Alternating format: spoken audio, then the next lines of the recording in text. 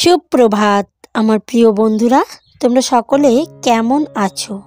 আশা করব তোমরা সকলে খুব খুব ভালো আছো। ভালো থাকো, সুস্থ থাকো, এই কামনাই সব সময় করব ভগবানের কাছে। আর আজকে আরেকটি নতুন দিন শুরু করছি নতুনভাবে।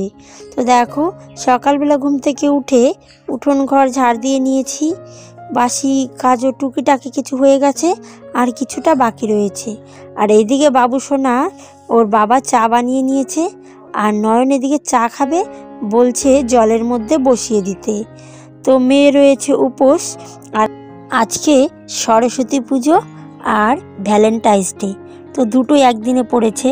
তো এটা আর আমাদের জন্য সম্ভব নয়, এটা যাদের অবিবাহিত তাদের জন্যই।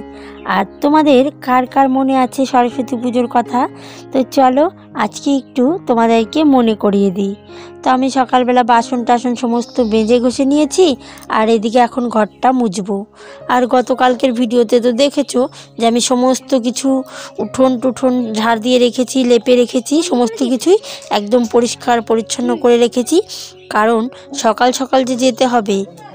আর এখানে দেখো, আমি কিছুটা নিম পাতা আর কিছুটা হলুদ বেটে নিচ্ছি। আজকে শুধু হলুদ দিয়ে স্নান করতে হয়, তবে আমাদের এই বাড়িতে নিয়ম আছে, মেয়েদের হলুদ লাগাতে হয় না গায়ে।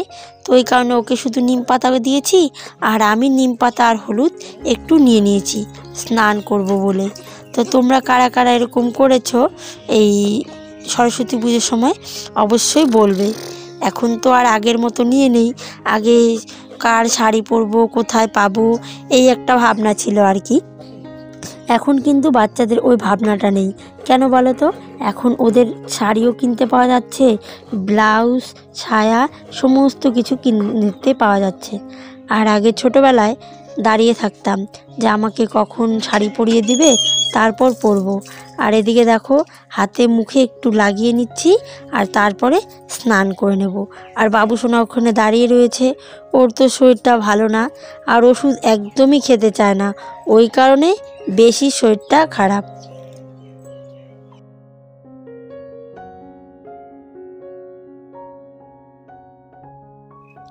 তো এদিকে দেখো, একদম চলে এসেছি স্কুলে। জানো তো, অনেকক্ষণ ভেবেছিলাম সকাল থেকে, মানে নুপুরকে রেডি করানো থেকে শুরু করে সমস্ত কিছু তোমাদের সঙ্গে শেয়ার করব।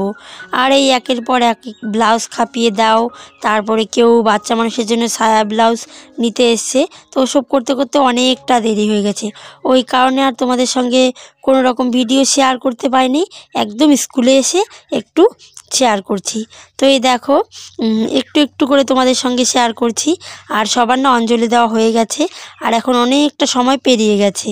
তো আমি এখানে দাঁড়িয়েছিলাম। তো আমাকে শাড়ি পরে কেমন লাগছে সেটাও বলবে কমেন্টের মাধ্যমে।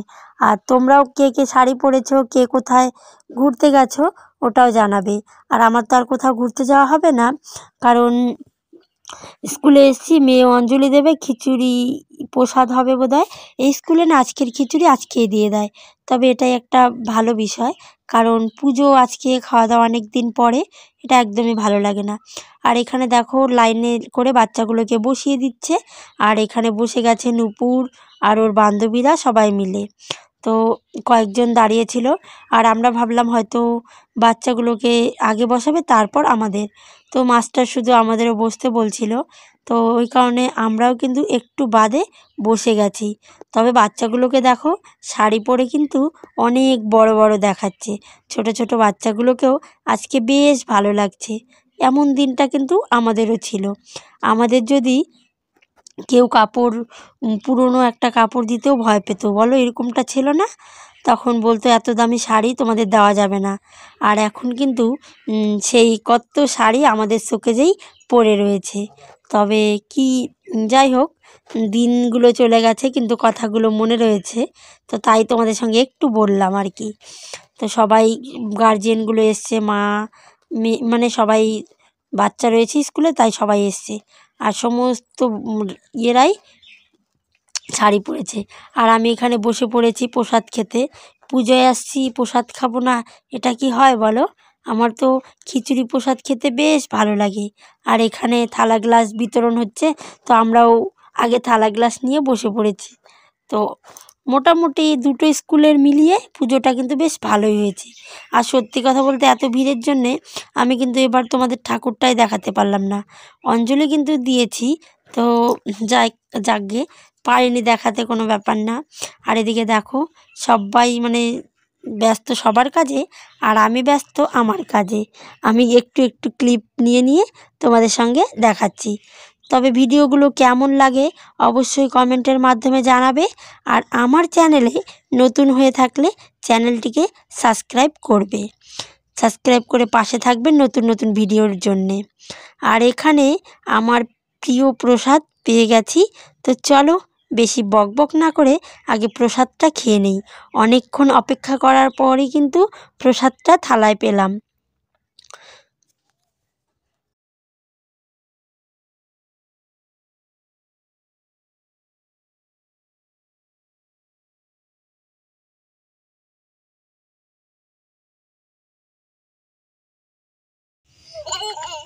কেমন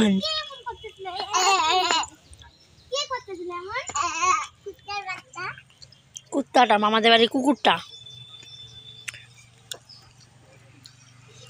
যাও যাও যাও, তোমাদের বাড়ি কোনটা?